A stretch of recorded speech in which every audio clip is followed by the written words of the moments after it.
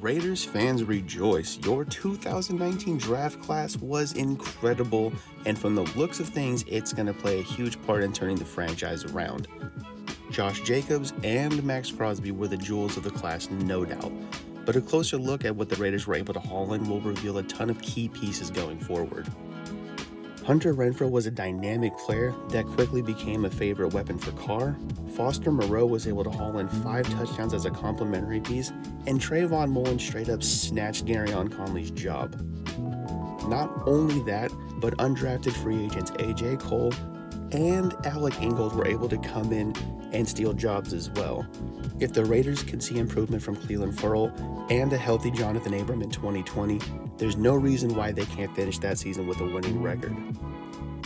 And it's a great thing that this happened, because if you take a look at the Raiders draft classes over the last few years, you're going to see a lot, and I mean a lot, of terrible draft classes that yielded really poor results.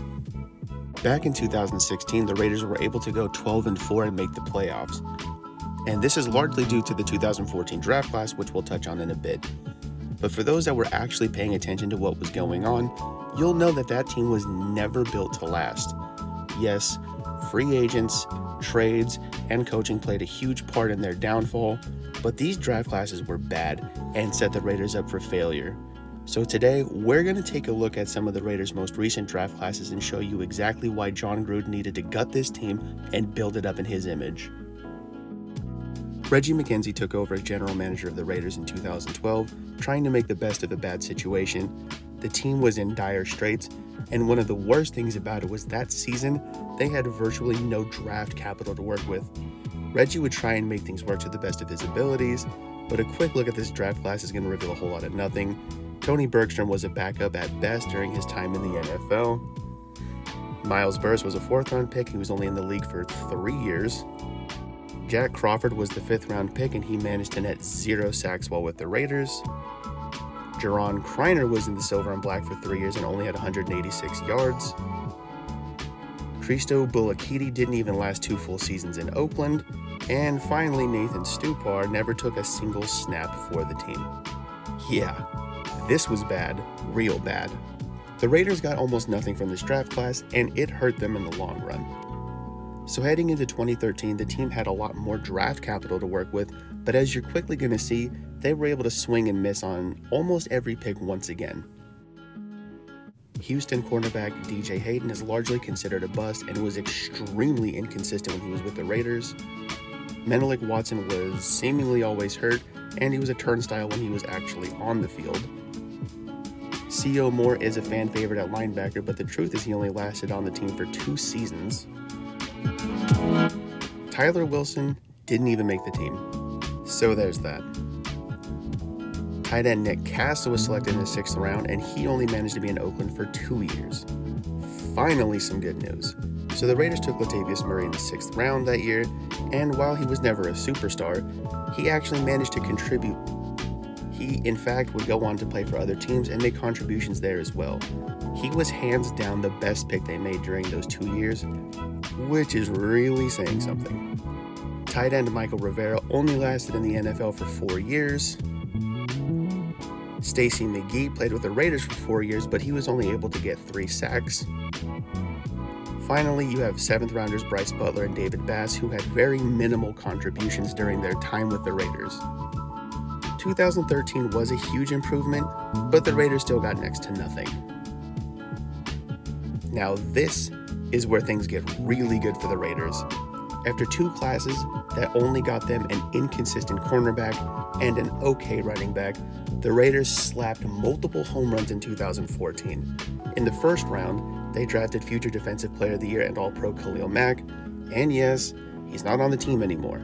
However, there is no denying the impact he had while he was still wearing silver and black. 2nd round quarterback Derek Carr has been a solid pro during his time in the NFL. He takes a lot of crap from a lot of people, but the dude has played at an MVP level in the past, and he just threw for over 4,000 yards last year. The man can ball. So let's see what he can do in 2020. Gabe Jackson has played at a Pro Bowl caliber level during his time in the NFL. Justin Ellis was a great pickup in the 4th round and was a mainstay on the defensive line for years. but the team did swing and miss on Keith McGill during the same round that year. After not having picks in the 5th and 6th round, the Raiders capped things off with TJ Carey, Shelby Harris, and Jonathan Dowling in the 7th, with the first two guys being rotational pieces that actually contributed to the team. This is the class that turned things around for the Raiders, but unfortunately, they never capitalized on this. For the 2015 NFL Draft, the Raiders needed to add on to the huge pieces they got the year prior, but this would blow up in their faces in a hurry, as they would have one bad pick after the next as the draft went on. In the first round that year, the team was able to scoop up Alabama wide receiver Amari Cooper, and he's become a polarizing figure in Oakland. He started off his career with back-to-back 1,000-yard Pro Bowl seasons, but his third year in the league was laughably bad, and he was eventually shipped out in his 4th season.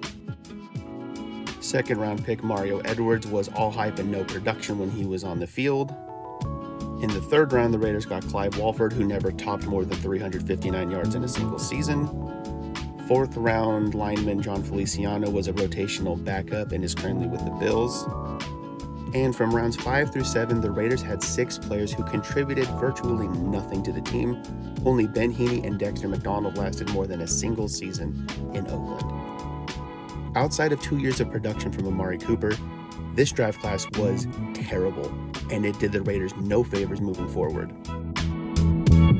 The 2014 draft class had turned into a small powerhouse, and 2016 would be the year the Raiders would make the playoffs. Before the season began during the draft, they needed to add some great players, but once again, they failed to do so. In the first round, they took Carl Joseph, who was constantly hurt and was inconsistent on the Raiders. Some people see him as a bust. He's currently playing for the Cleveland Browns, and there's hope that he could possibly rejuvenate his career there. Second rounder Jihad Ward was a huge reach who was practically invisible during his time with the Raiders. Somehow, third round pick Shalik Calhoun was even worse, managing only half a sack while with the Silver and Black. Connor Cook didn't even make the team, and DeAndre Washington never had more than 500 yards in a year.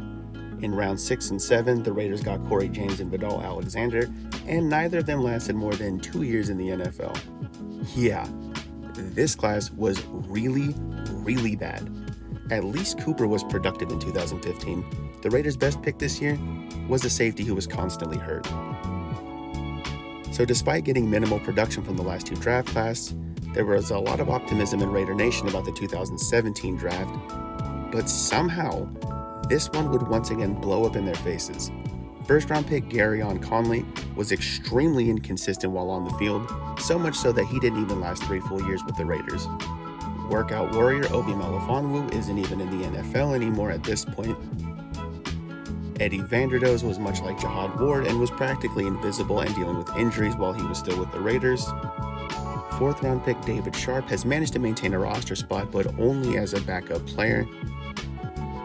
And the same applies to Wake Forest linebacker Markel Lee, who's never developed into a true starter for the team. The Raiders had no 6th rounders, but selected 4 players in the 7th. None of those 4 players amounted to much in the Silver and Black. In fact, not a single one of them lasted more than a year with the team. This class was terrible, and considering where Conley is now, it might be one of the worst in recent memory. At this point, it's a little too hard to critique the 2018 draft as it's only been 2 years. So far, the team's gotten type of production from this class, but there's hope that in year 3 they can take a step forward. When you see how bad things have gotten for the Raiders, it's kind of easy to see why John Gruden would step in and completely gut this team. General manager Mike Mayock did an exceptional job in the 2019 draft, and he was able to do a lot of positional overhauls in the last 2 off seasons. Thus far, on paper at least, the Raiders' 2020 draft class should be dynamic. It's filled with guys that are straight up football players, guys that don't mind getting their hands dirty and that'll beat you up and rough you up. If this draft class is even half as productive as what the team got from the 2019 class, the Raiders are set to make a huge playoff push. What's more is that all of these years of losing and animosity towards the other teams in the NFL will be rolled up into a nice little ball and shoved down the throats of everyone else in the league. And believe me when I say, the Raiders want nothing more than to say one thing. Just win, baby.